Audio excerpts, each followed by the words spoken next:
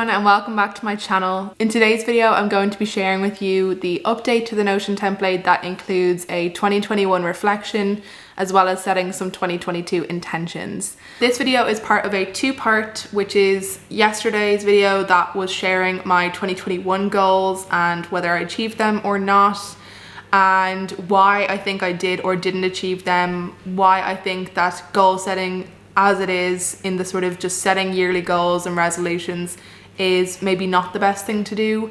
So if you haven't checked that out, be sure to check that out. And then this video is going to be my new method for doing a yearly reflection and looking ahead to the next year and really thinking about the long-term impact of what you want to achieve rather than just looking at individual goals. And I think that's going to be really important for when we're deciding our next year's projects and actions and everything that we take on, when we relate them back to our long-term, what we want for ourselves. If you're new here, my name is Ciara. I'm a third-year PhD student based in Dublin, Ireland, studying computer science. And on this channel, I like to talk about all things related to being a productive PhD student. What I've been doing in the Notion template recently is really trying to implement some bullet journal strategies within Notion to have it have more of a bullet journal feel. So you will have seen already, I have things like the yearly overview, which is like looking at the year at a glance, which is very similar to how if you watch a lot of bullet journal setups like I do, in the beginning of the bullet journals, you'll always have the sort of 2022 at a glance or the yearly overview, which has some places where you can track things that are sort of much further in the future. And then you look back at these each month when you're doing your planning. And that's definitely how I prefer to do things when I'm planning. So there's so many elements from bullet journaling that I much prefer to having just a digital calendar. So that's what I've been trying to implement, and you'll see the same thing here. There were times when I could have done things a bit differently in terms of using Notion databases and things like that, but in terms of the visual appeal and having that more bullet journal feel, I decided to go for something a bit different. So I hope that you like that. Obviously I'll sort of share how you can sort of do the same thing with Notion devices if you prefer, but I hope that this will be useful. I think this is the perfect thing to do at this time of year. There's still a lot of time left in the year that if there's anything still on your mind from 2021, you have some time to do it. I usually spend this time of year watching a lot of Michelle B content and really just trying to set myself up nicely for the year ahead. The past couple of weeks, if you've been watching, I've been getting through a lot of my task list, basically just trying to wrap up any unfinished business for this year. And this past week especially, I've had so many like medical appointments and just very, I suppose, invasive appointments, and I'm just exhausted. So thanks to everyone for giving me a couple of days here during Vlogmas to recover. I am just sharing the actual template and what's in it, and with a few sort of, I suppose, anecdotal information about things relevant to me, but I haven't done sort of a filled out version of this on the channel. So if you would like to see a video where I've actually gone through all of this, just let me know and I will. Okay, so this is how our dashboard be looking when we get in there. The first thing to note is that if you haven't purchased the dashboard yet, you will need to do so. The link is down below. And when you do that, you'll get access to this link where you can then duplicate into your own Notion. So when I'm here, I can like click things, but I can't like edit anything, and you won't be able to do that until you've duplicated it yourself. So the first thing you have to do is duplicate it, and it'll ask you to log in. So if you've already downloaded the template, you don't want to be like duplicating this whole thing every time. So what you can do is, since the place that I have sort of done this is only in this reflection and goal setting section, then we can just go there and duplicate this. And then that means you won't have to copy absolutely everything. And that's just a little trick. So as I'm going through new updates, not to have to duplicate everything every time. So I reorganized this. You can see I put everything into different sections. So I'll just show you what's not new. So I put all of the 12-week year videos that were all around sort of reflection and goal setting into one place. And then I have the monthly review. This is the same table as before. And then the weekly review, this is the same as before. What's been added in, I'm not sure if this was in the last time, but I moved the Ikigai, sort of finding your life's purpose, in here as well. So when you're thinking about, I suppose, how to sort of set goals and how to decide really what you should be focusing on day to day, there are these different things called the horizons of focus from the bottom up to the top. And this is based on the getting things done method, but basically it's sort of, the idea is that your tasks and your actions and everything that you take on should be related to your overall life's vision. So on the bottom floor with the horizons of focus, we have all of our tasks and actions. So you'll find those in the sort of task list over here, all of your tasks and projects. Next level up will be things like projects. I actually need to double check what the horizons of focuses are. So next level up, we have the projects. So that's everything that you've taken on that you're committed to finish. So anything that's a multi-step process, so not just individual calendar items or actions, but a multi-step process. The next level up is your areas of focus and things that you're sort of responsible for. And so that will have the sort of major areas of life, including like, you know, your health, your mental health, your finances, relationships. Those are all areas of focus, and then different areas of your job as well. So what your different responsibilities are within your job. And so thinking about these areas of focus is important when we're doing sort of goal setting on a yearly basis and looking at what we want to change in the next year. But when we're doing this sort of goal setting and sort of deciding what projects we want to take on, and by that what actions we want to take on, these need to be relevant to our longer term goals and our vision for our life and our overall purpose as well. What we have in the template at the moment is the ikigai, which is the way to sort of find your life's purpose. And that's the sort of top level of focus, which is your overall life principle, what you want in life, and everything like that, like what you really see in life. And then your sort of shorter term vision will be what you're sort of trying to get to when you're setting these 1 year goals. And so I think it's really important that that's really considered when you set goals, because I think a lot of the time we really don't do that, and people just sort of set goals and don't really think about it. That's something that I'm definitely guilty of, and I just want to quickly, like, sort of, because I wasn't really thinking about what my vision was for each of these areas, I just sort of set goals, and then when you don't achieve them, it definitely doesn't feel too good. So you'll see in the template we have all of that. So we have our next actions and our projects. In terms of the reflection and goal setting, we have our ikigai, which is the very top level, and then in doing these sort of last year's reflections and New Year's intentions, we'll sort of see the other things come into place. So this is what I have for the 2021 reflections. So I have a word cloud. These are just some sort of random things that I put in, but you can make your own word cloud over here. And I just think that's sort of a nice way to sort of summarize the year. Other things that you could do would be maybe put in some pictures from the year. It really just depends like what way your brain works. So I think if you're a very visual person, I think the pictures might be a nice thing. I found that I'm very much more of a sort of word and reading and writing type person, so I find this a lot better for me. And you'll see later on with the vision statements, that's something that sort of ties in with that. So I've got some questions to do a bit of a reflection for 2021. What were you grateful for this year? What risks did you take? What was your most loving service? What are you most happy about completing? Who were 3 people that had the greatest impact on your life this year? What was your biggest surprise? And what compliment would you like to have received or given? And then I have this sort of 2021 sort of recap in terms of the best moments, the worst moments, proud moments, and most embarrassing moments. And moments are really, really important. They're how we sort of remember our life based on different important moments. And I forgot to say, so the idea of doing all these like reflections and favorites and moments and stuff came from things I saw on Instagram around yearly reflection and then just bullet journaling in general. But the idea of doing it this way in Notion came from Michelle B. I couldn't find a direct video, but if I do, I'll have it linked down below. But she does just have something like this in a little clip in one of her videos from recently, and I just really liked it, so just wanted to mention that. I read this book this year called The Power of Moments, which I really would recommend if anybody's sort of interested in how to create, I suppose, more impactful moments in their life next year. But I think this is a really nice way to sort of sum up the year and really try and think about the different times of the year. Think about it month to month. There's so much that we forget that happens in a year, and it's really good to sort of reflect that. I've just put in 3 bullet points for all of these things. Obviously, feel free to do as much as you want, and I would recommend just doing anything you can remember and making it as long as you want.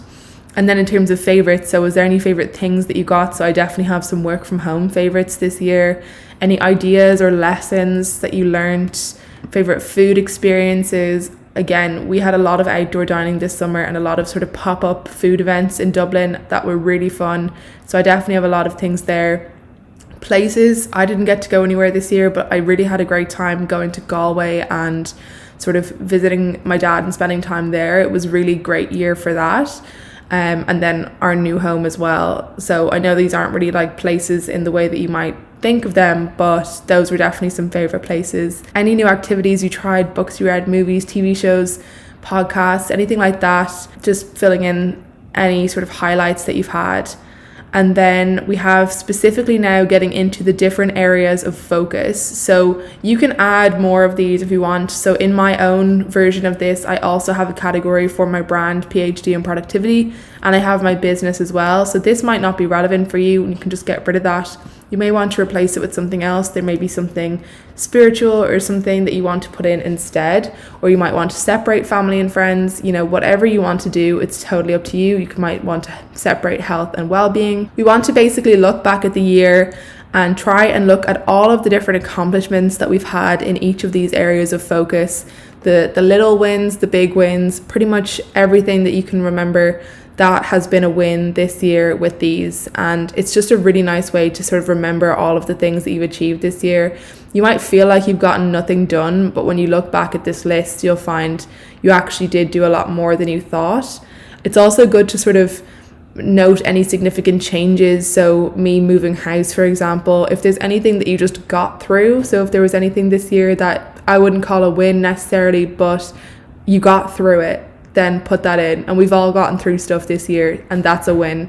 So just be sure to really be kind to yourself here and allow yourself to celebrate these wins and celebrate these highlights and even just things that you've endured through. Moving on then, so now looking at these same areas of focus, but looking at what are the open loops. So is there anything that's sort of unfinished in these areas? Any sort of things that are still on your mind in these areas? Is there anything that you need to do or say to feel finished with 2021? And it's a really great thing to basically look at this and say, is there anything that I can do about this in the time that I have left? So we still have about 10 days, 11 days if you include today, I think, of 2021.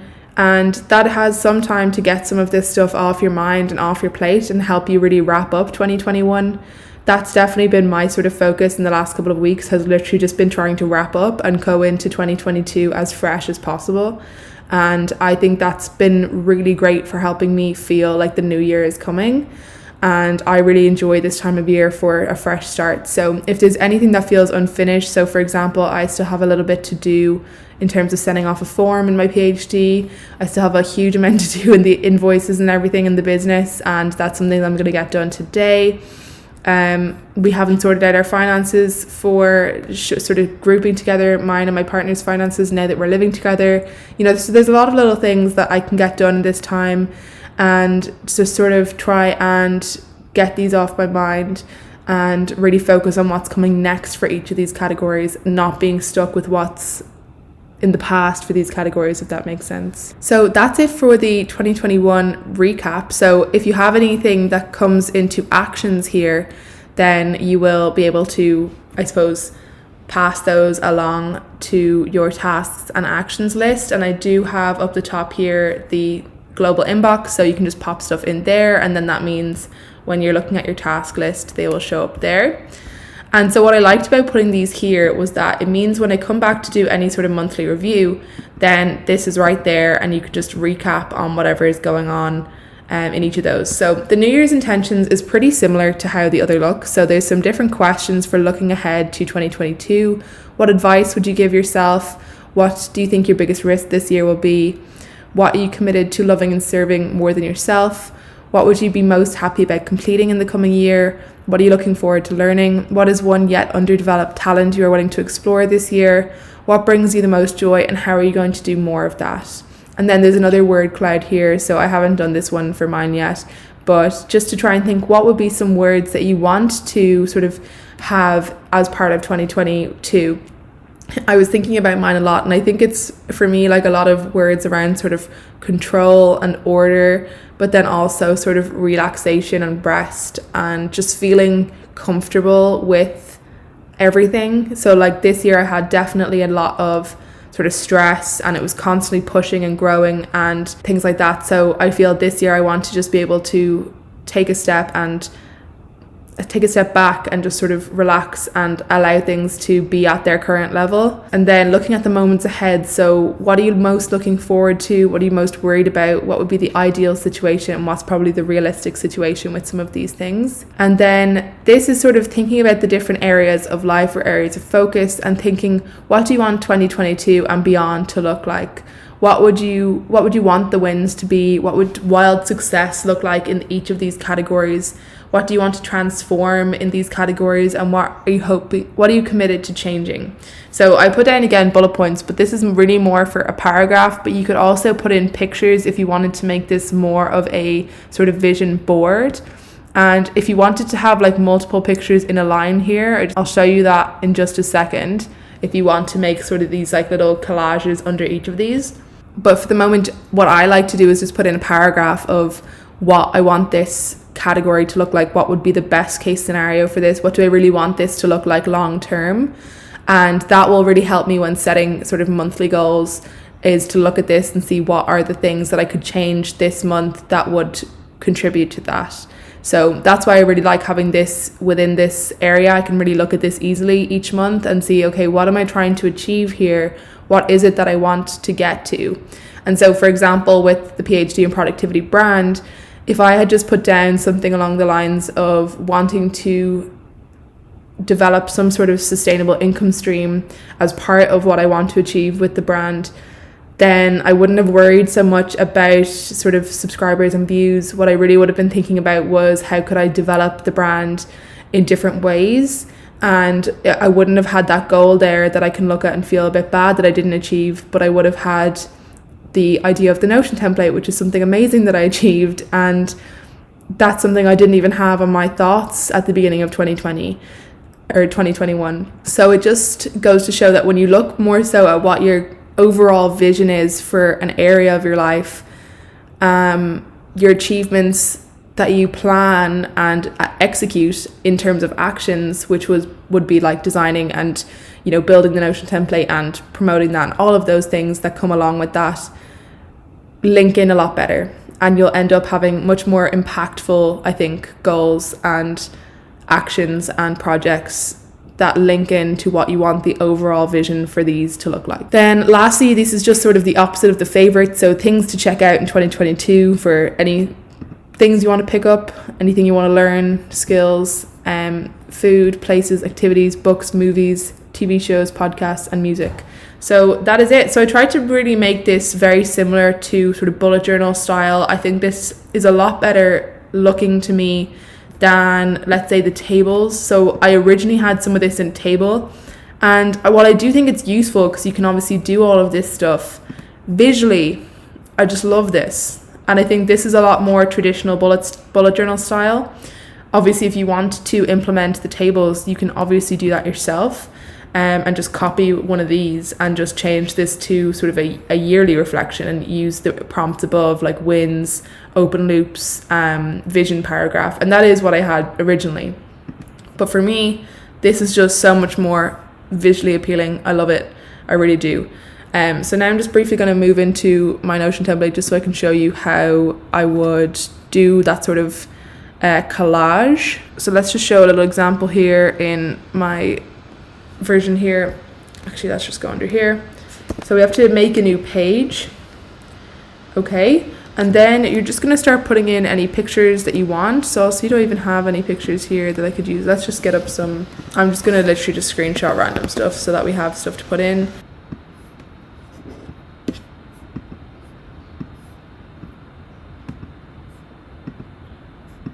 Okay, so we've got these pictures all in a row. It doesn't matter what we call this, so let's just call it O. Okay, so that's there, that page. Let's get back to that page now.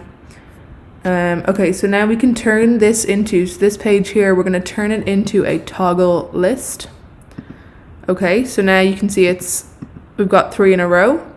And then we're going to put this underneath one of our things. And then we're going to turn it into text. And we have it there. Okay, so then like obviously those are tiny, but like if you had something that you could see a bit better, that would look nice. So you could do like maybe 9 pictures or something for each of these categories, or just 3 pictures, whatever you want. If you want to do a vision board element. So I think it could be nice to have a little combination of a vision paragraph and a vision board. And so the only thing would be just to make sure that you sort of are underneath the heading still when you're doing those sort of paragraphs and not going under each picture. So that's that. That is it for this video. Thank you so much for watching. I would love to hear some things that you've gotten from this reflection and intention setting for yourself, if you're going to be doing this, or if you have done it, what you ended up with. Thank you so much for watching. Thanks to all of my wonderful members, and I will see you all in the next video.